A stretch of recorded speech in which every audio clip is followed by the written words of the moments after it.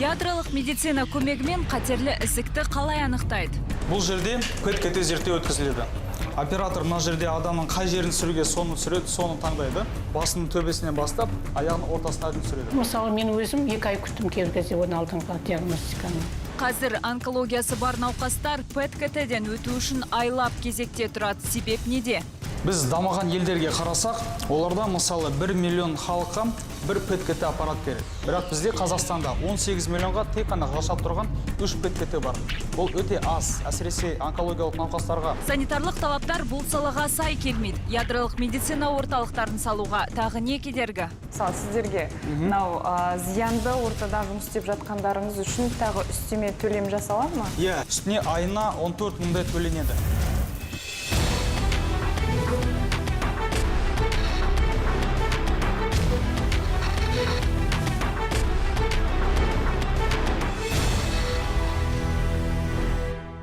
Абайлаңыз, радиация. Жоқ, бұл ядролық сынақ салдарынан зардап шеккендер туралы емес. Бұл бағдарлама атомды бейбіт мақсатта пайдаланатын ядролық медицина жайында. Ядролық медицина технологиялар мен радиоактивті препараттар арқылы ауруды анықтауға көмектеседі. Қазіргі таңда жиі жасалатын компьютерлік томография осы саладағы диагностикалардың бірі.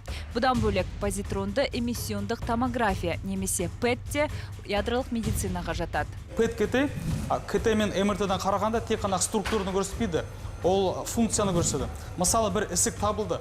Ол теріс ісік па, немесе теріс емес па, ол метастаз бере ме жоқ па, сол үшін ПЭТ-КТ керек. ПЭТ диагностика алдында науқастың тамырына радиофарм препарат енгізеді. Дәрінің құрамында радиоизотоптар бар. Олар ісік жасушаларына жиналады. Сол арқылы аурудың қай жерде екені анықталады. Бірақ дәрі салынғаннан кейін науқас бірден диагностикадан өтпейді. Алдымен ол 1 сағат қараңғы тыныш бөлмеде тынығуы тиіс. ПЭТ-КТ зерттеу қалай өтетінін көрсету үшін біз Елордадағы президенттік клиниканың ядролық медицина бөліміне келдік. Мына жерде науқастардың тамырына катетер қояды. Сол катетер арқылы бір радиоизотоп дәріні саламыз. Ол салғаннан кейін науқастар әр науқас 1 сағат күту керек.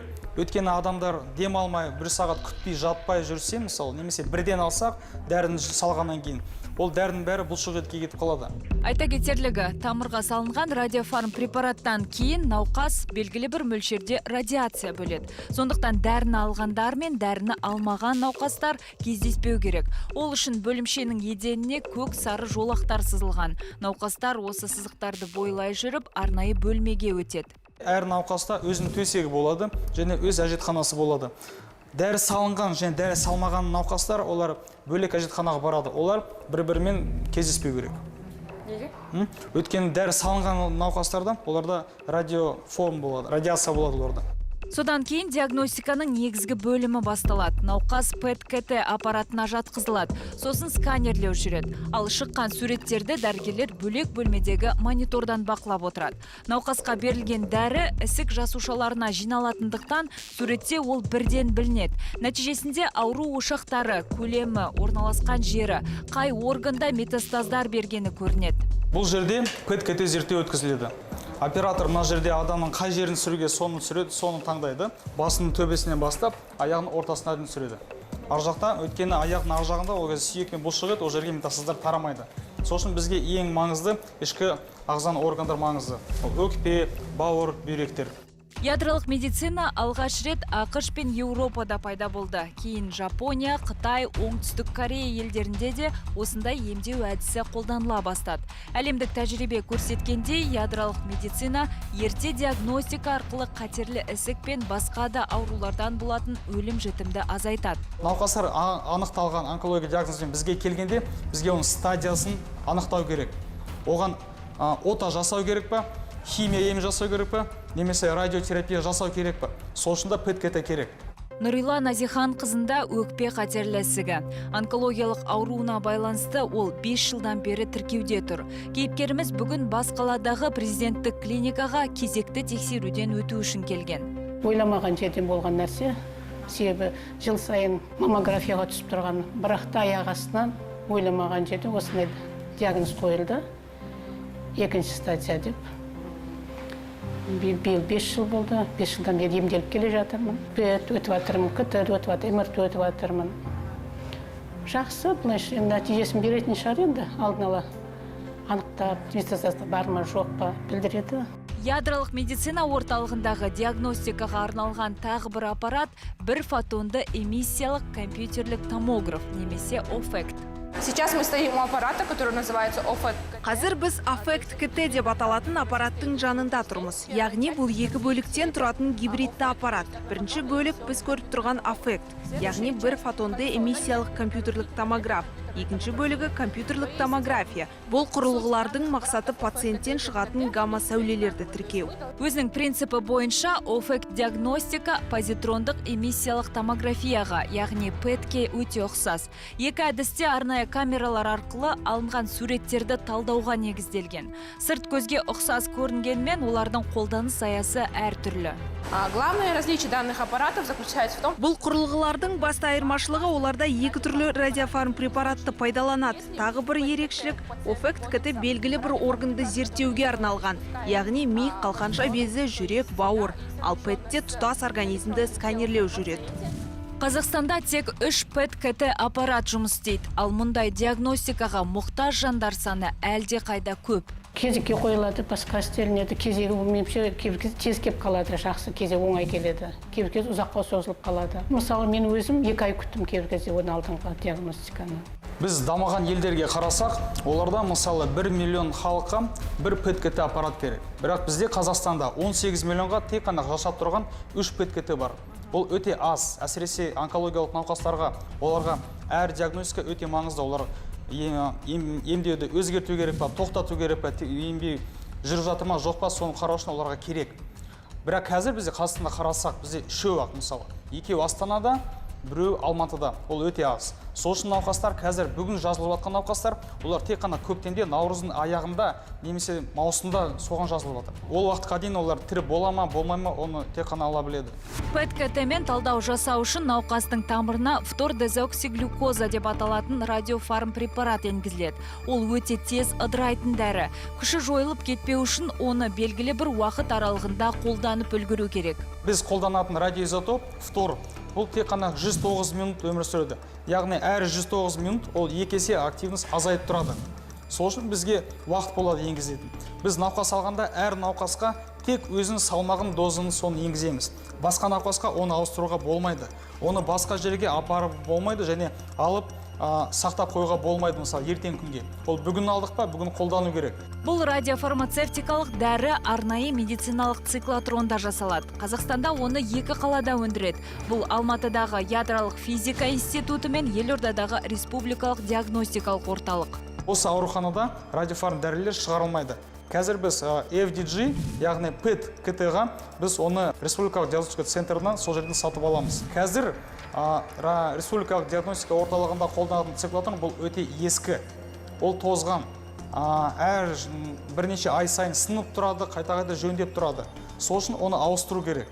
Қазақстанда онкологиялық аурулар бойынша жағдай күрделеніп барады дейді дәрігерлер. Науқастар саны жылдан жылға көбейіп жатыр.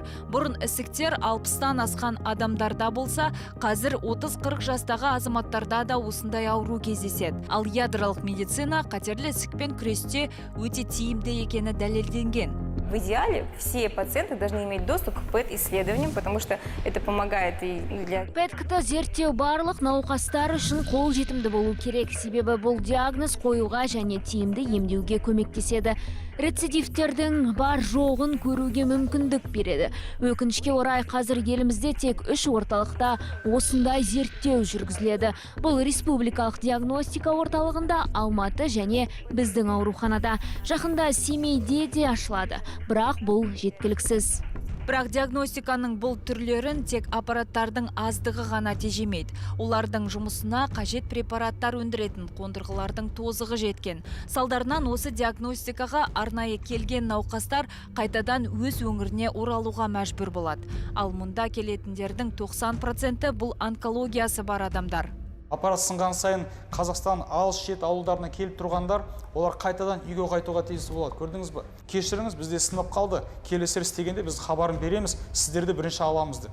бірақ көп науқастар мысалы оған шыдамайды. ПЭТ-КТ – это машина, она, конечно, проводит... ПЭТ-КТ бұл диагностикалық зерттеу жүргізетін машина. Бірақ радиофарм препаратсыз оның мәні жоқ. Ал радиофарм препараттардың ғұмыры қысқа. Жұмыс тоқтамау үшін оларды күнделікті өндіру керек. Техникалық тізбек бір-бірімен тығыз байланысты. Егер ПЭТ аппарат істен шықса, немесе зерттеуге қажет дәрі келмей қалса, диагностика тоқтап қалады. Ал кезекте тұрғандар көбейе береді. Өкінішке орай кейбір науқастар өз кезегі жеткенше ауруы асқынып өмірден өтеді. Почему у нас большой поток пациентов стоит в очереди? Бізде көп пациент кезекте тұр. Бұған екі фактор әсер етеді. Біріншіден, егер бізге радиофарм препаратты жеткізбесе, екіншіден, егер аппарат сынып қалса, ПЭТ және офект зерттеу жасалмайды. Бірінші фактор дәріні жеткізуге байланысты. Ал аппаратқа қатысты айтар болсам, кез келген техника сынады. Белгілі бір қосалқы бөлік істен шығады. Қондырғыға қажет қосалқы бөлшектер шетелден сатып алынатындықтан оны ұзақ уақыт күтуге тура келеді. Бұл бірнеше аптадан 2 айға дейін созылуы мүмкін. Осы аралықта біз диагностика жүргізе алмаймыз. Осы мәселені шешу үшін президенттік клиникада жаңа циклотрондық кешен құрылысы қолға алынған. Онда осы аппараттарға қажет радиофарм препараттар өндіретін болады. У нас в новом корпусе будет производство... Біздің жаңа корпуста өндірістік кешен болады. Онда біз ПЭТ-КТ зерттеу үшін 9 радиофарм препарат өндіруді жоспарлап отырмыз. Біздің дәрілеріміз қолда бар. Аппараттармен жұмысты қамтамасыз етеді. Айта кетерлігі, бүгінде осы 9 радиофарм препараттың тек 2-і ғана Қазақстанда қолданылады. Қалғанының бәрі жаңа. Бұл Қазақстанда мүлдем жоқ препараттар. Циклотрондық өндіріс кешені жыл соңына дейін іске қосылады деп жоспарланған. Ал онда шығарылатын жаңа препараттар нейрология, эндокринология, кардиология салаларында қолданылады. Яғни ПЭТ-диагностика онкология ғана емес, басқа ауруларды анықтауда да қолжетімді болады. Жаңа циклотрон өндірістік комплекс екі этаппен енгізіледі. Біріншіден біз диагностика бастаймыз. Яғни біз бар аппараттармен, қазіргі бар дәрілермен қолданамыз.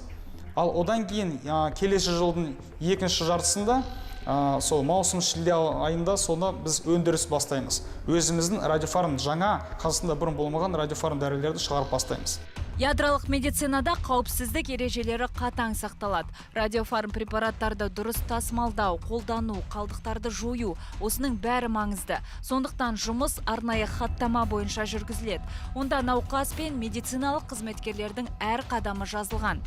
Радиация зақымдану науқастарға әрине бар. Бірақ біз мына жерде пайдасын және зиянын салыстыру керек. Кімге өткізуге болмайды ПЭТ-КТ? Ол аяғы ауыр әйелдерге, екінші баланы емізетін әйелдерге. Қалғандарына бәріне болады. У нас очень амбициозные планы, расписаны на несколько... Біздің бірнеше жылдық жоспарымыз бар. Бұл өте маңызды технология. Өндірісте фармацевтикалық сапасы жоғары өнім болу керек. Біз GMP сертификаттарын аламыз. Барлық препараттарды тамырға енгізілетіндіктен бірінші кезекте бұл науқас үшін қауіпсіз болу керек. Циклотрондық кешеннің ашылуы бірден бірнеше өзекті мәселені шешеді. Біріншіден, президенттік клиниканың ядролық медицина орталығы республикалық диагностикалық орталық шығаратын препаратқа тәуелді болмайды. Екіншіден, Қазақстанда бір ғана радиофарм дәрі өндіріледі. Ол фтордезоксиглюкоза. Сондықтан жаңа кешен шығаратын жаңа препараттар есебінен зерттеу түрлері көбейеді. Біздің жаңа орталық, жаңа ПЭТ-КТ және офект-КТ аппараттармен келесі жылдан бастап науқастарды қабылдап бастайды. Бірақ біз мына жаңа шығарған дәрілерді тек қана басында ақыл ретінде қабылдай аламыз. Ол тегін болу үшін бізге денсаулық министрлігінің және қазір емдеу және диагностика протоколдарға бәрін енгізу керек. Бұл өте көп жұмыс. Бұл процедуралардан ақылы түрде өтуге болады, бірақ оны барлығының бірдей қалтасы көтере бермейді. Мысалы, бір фотонды эмиссиялық компьютерлік томографияның бағасы 30 мыңнан бастап 380 мың теңгеге дейін жетеді. Зерттеу құны тексерілетін органға байланысты. Ал позитронды эмиссиялық томография құны 290 мың теңге тұрады. Қазір науқастар бізге ақылы түседі, немесе ГУБМП арқылы тегін түседі. Бірақ екеуінде түсу үшін өте ұзақ бізде. Өте ұзақ кезек. Жарты жылдан астам күтеді науқастар. Олар бізге жазылады, басқа центрларға жазылады, бірақ қайда жазылса да кезек өте ұзақ. Қаржысы бар адамдар олар шетелге барып түсіп келеді. Қалғандар күтеді. ПЭТ-КТ ақыры 290 мың тұрады бізде. Радиофарм препараттың науқастарға зияны жоқ. Дәрігерлер осылай деп сендірді. Бірақ дәріні науқасқа салатын медбикенің жайы бөлек. Радиация зақымдану бұл миллизивертпен өлшенеді. Жалпы Қазақстанда біз осы жерде жұмыс істейтіндерге жылына 20 миллизиверт болу керек. 20-дан аспау керек. 20 миллизиверттен асса, адамды ауыстыру керек басқа жұмысқа. Ал қазір бізде мысалы ауыстыруға тырысамыз, бірақ науқастар саны көп болғаннан кейін бізде соған жақындап қалады. 20-дан асып кетсе де, оған ауыстыратын маман жоқ бізде. Қызметкерлер алған радиация мөлшерін арнайы дозиметрмен өлшейді. Оның бірнеше түрі бар. По санитарным требованиям Республики Казахстан радиационная безопасность у нас очень строгая. Дозиметрия персоналдың жұмыс уақыты ішінде қандай мөлшерде радиация алған тексереді. Оның екі түрі бар. Егер маман белсенді аймақта жұмыс істесе, мысалы медбикелер олар санды көрсететін дозиметрлерді киеді. Ядролық медицина бұл физика, химия, биологияны бір арнаға тоғыстырған үлкен сала. Мұнда медициналық қызметкерлерден бөлек басқа да мамандардың еңбегі зор. Бірақ кадр тапшылығы мәселесі бұл салада да сезіледі. Проблема в кадрах заключается в том, что... Кадр мәселесі медициналық физика бойынша мамандырылған бағыттың жоқтылығымен байланысты. Әрине бізде ядролық медицинаға кіріспе курсы бар, бірақ бәрі ат үсті беріледі. Онда мазмұнды терең бағдарлама жоқ. Ядролық медицина қызметкерлері өз басын қатерге тігіп, өзгелерге көмектеседі. Сәулелену қаупі болғандықтан әлемде мұндай мамандардың еңбегі жоғары бағаланады. Ал бізде қалай? Мысалы, осы ауруханада бізде өте қолдайды. Олар жолақысынан бізде жоғары басқаларын қараса. Бірақ басқа ядролық медицина орталықта қараса, әсіресе Семей. Олар мысалы тура денсаулық министрлігінің финансирование алады. Бірақ оларға өте төмен. Салыстырып айтып өтіңізші, мысалы сіздерге мынау зиянды ортада жұмыс істеп жатқандарыңыз үшін тағы үстеме төлем жасалады ма? Үстіне айына 14 мыңдай төленеді. Бірақ ондай, ол өте аз. Оған ешкім келмейді. 14 мың үшін өз денсаулығын, өз өмірін ешкім құртқысы келмейді. Те медицинские физики, которые работают на лучевой терапии, физики такие, которые в ядерной медицине, таких специальностей вообще нету. Егер радиациялық фон нормадан асып кетсе, аппарат бірден көрсетеді. Бұдан бөлек жинақтаушы дозиметрлер бар. Ол ақпарат жинап 90 сайын бір рет көрсетеді. Біз әлі бірде-бір рет норманы бұзған жоқпыз. Диагностиканың бұл түрінде уақыт пен қашықтық басты назарда. Мысалы, ПЭТ-КТ-ға қажет препарат 1 сағатқа кешіктірілсе, 10 адам диагностикадан өте алмай қалады дейді маман. Сондықтан жаңа циклотрондық кешеннің маңызы зор. Если у нас появятся новые препараты, да, то есть мы сможем, и у нас появится больше... Егер бізде жаңа препараттар пайда болса, онда зерттеу көлемі ұлғаяды. Тиісінше біз халықтың көп бөлігін қамтып, үлкен кезектерден құтыламыз. Пациент рактың 4-ші сатысында ПЭТ-КТ-ден өткенге қарағанда, 1-ші сатыда зерттеу жүргізген әлде қайда жақсы. Себебі науқасты емдеуге жұмсалған ақша әр сатыда әр түрлі. Сәйкесінше ерте анықталған аурудың емі де жеңілдеу болады. Қымбат әрі тиімді диагностиканы халыққа қолжетімді болу үшін үлкен жұмыс жүріп жатыр.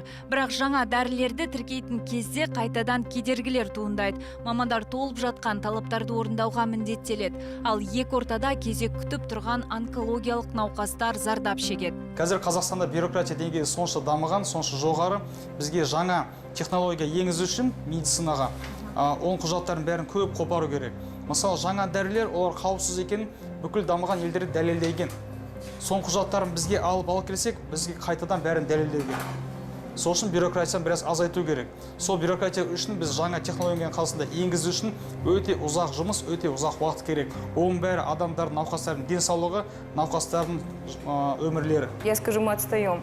Мы очень сильно... Біз диагностика жағынан дамыған елдерден артта қалдық. Ядролық медицинадағы зерттеулер халыққа қол жетімсіз. Оның үстіне мамандар да тапшы, бірақ біздің мамандар аз болса да білікті. Оны мен сеніммен айта аламын. Саладағы мамандарды мазалаған тағы бір мәселе санитарлық талаптар. Ядролық медицинада радиоактивті препараттар қолданылатын айттық. Ал Қазақстандағы кейбір нормаларда осы қауіпсіздік мәселелері қажетті деңгейде ескерілмеген дейді ядролық медицина орталығының мамандары.